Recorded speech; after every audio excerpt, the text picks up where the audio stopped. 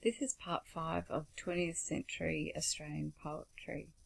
So we're going to leave immigration and the experiences of immigrants, powerful as they are and relevant to us as students in Brisbane, and look at the experience of women. So they have the right to vote in 1902, well before Australia's Indigenous population, but certainly after the male population.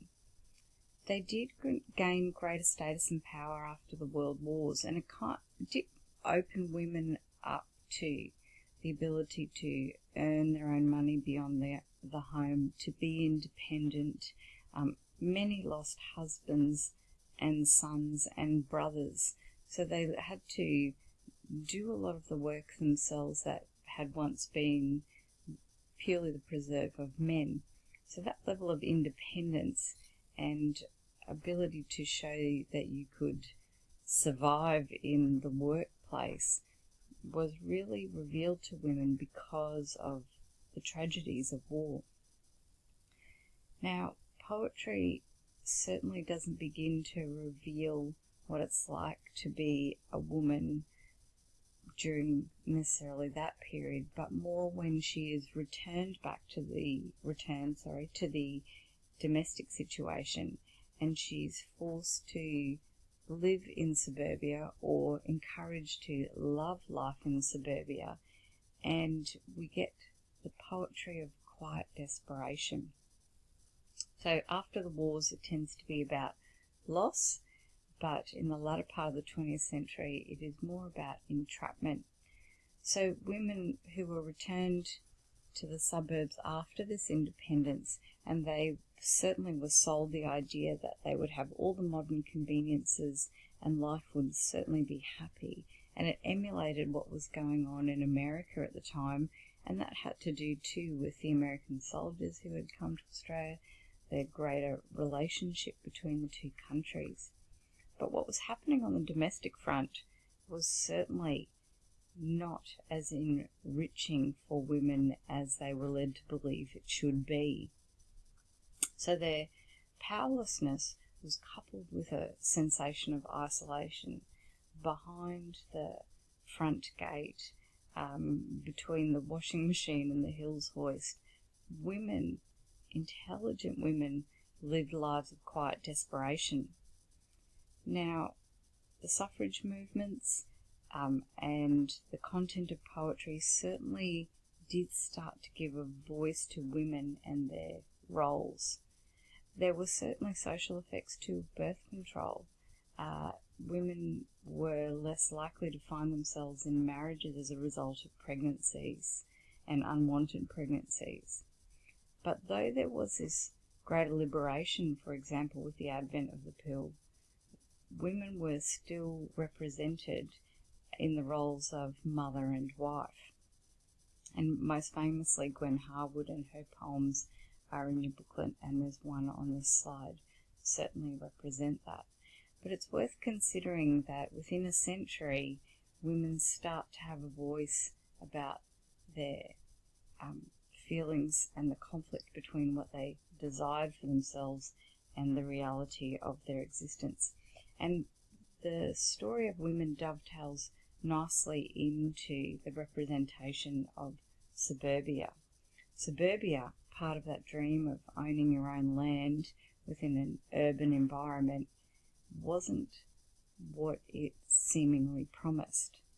So if you're interested in the suburban promise, you might like to consider my next lot of presentations about suburbia. Barry Humphries, a comedian and intellectual, comments in his series on flashbacks about different eras in the 20th century. You can actually borrow these DVDs and they'll give you an excellent snapshot. Much of it is satirical, but this particular section is about 1950s women. Home on a quarter-acre block of land was the Australian dream. But it was a subdivided dream, usually split on lines of gender. At the weekend, the yard was the Australian male's territory. He had only a few duties in life. He was expected to be a good provider and to service his wife and his Holden car on a regular basis. You know, I think General made them a marvellous, don't you? I think they're absolutely gorgeous. I mean, letting us call it Australia's own car. Really, you know, they didn't have to do that. Such a wonderful gesture. The kitchen was the domain of the Australian female. The kitchen was the hub of our home. It was Beryl's domain. Above the stove, where we had a picture of a kookaburra on the door, there was a ledge, and there was all the condiments in different sized tins. There was the flour, the sugar, self-raising flour, and the big tin. No, the plain flour and the self-raising flour, and the rice, and the sugar. And then there was the tea and the coffee, though we didn't go in for the coffee. It wasn't our cup of tea. We tended to have, if we so required it, the coffee essence with the chicory. And she used that tin for the desiccated coconut. Though, of course, there was a tragedy in the 50s when a boat carrying desiccated coconut to Australia discovered that they had a leper on board. Oh, terrible thing. But they had to dump the lot in the bottom of the sea. But for a whole generation, coconut was off the market due to the leprosy. And that generation missed out on lamingtons. And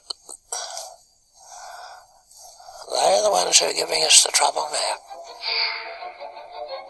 While husbands went to work, housewives did just about everything here. In kitchens like this, she cooked 3 scrumptious meals a day. She washed up afterwards. She planned sophisticated cocktail and slide evenings. She listened to the wireless, and slowly but surely went totally insane. Portia faces life. The Rehabilitation Training Scheme ward is hardly a ward at all.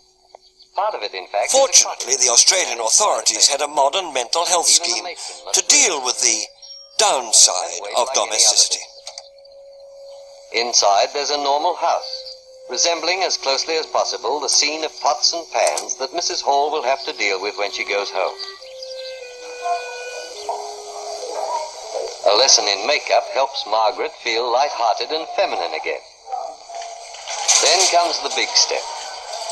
A voluntary worker takes her to the supermarket to do the shopping for the group.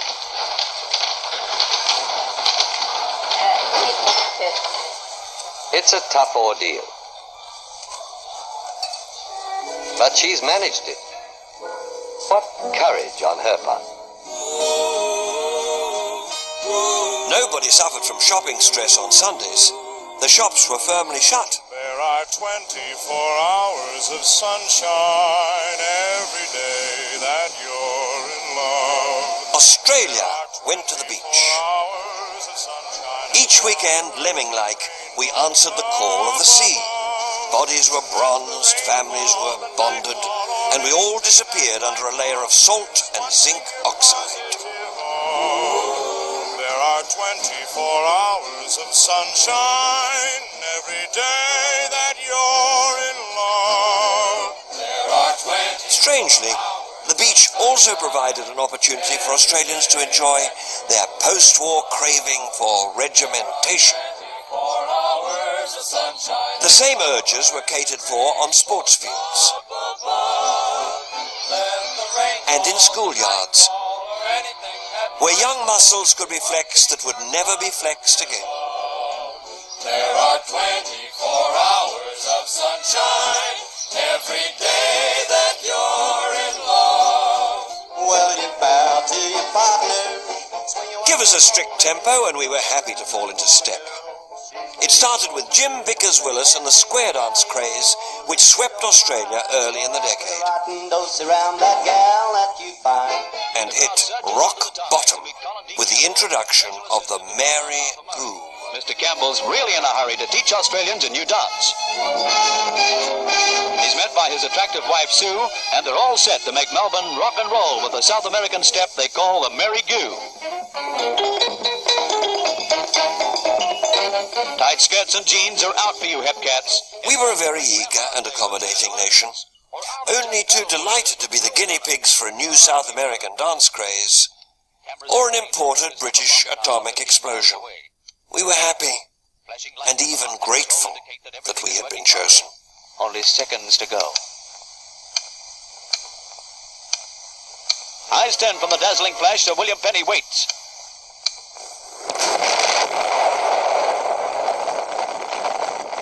Let the rain fall, but nightfall. Anything that might fall, here's one thing. We have seen the rise of Australia as a great nation, taking her full share in the councils of the British Commonwealth and of the world.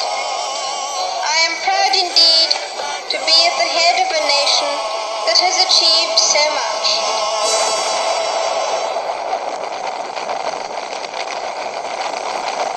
Far more traumatic than nuclear fission was any split in the nuclear family.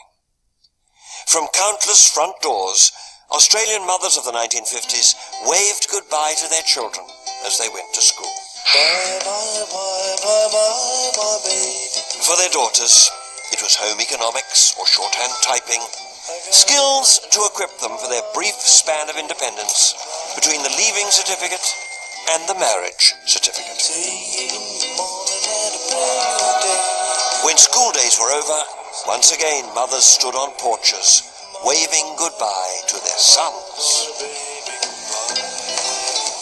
This time they were off to national service.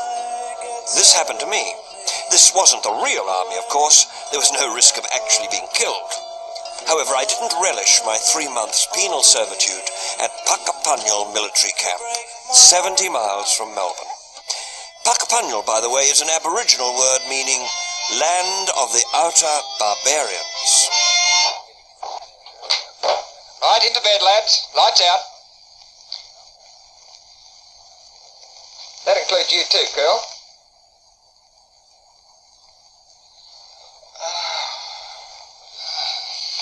Good night, boys. Good night, Judge. Good night. By the end of the 1950s, we were ready to graduate to a new Australia. The Australia of the 60s. Hairier and scarier. So Barry Humphries really captures this midway point for us of Australia's 20th century experience. But you can still see that the dream of freedom and equality and fair go for all and the lucky country is the preserve of the very few. Suburban Sonnet, Gwen Harwood's poem, really exploits its form, its content. It's a very cleverly, tightly written poem that captures the desperation of a woman who felt she wanted to have promise, she knew she didn't have it, and yet in some way she desperately clings to a life prior to her domestic experiences. Worth reading. You might like to pause now and read on the screen, but certainly 2 of her sonnets, and perhaps a third one I can't remember, are in your booklet.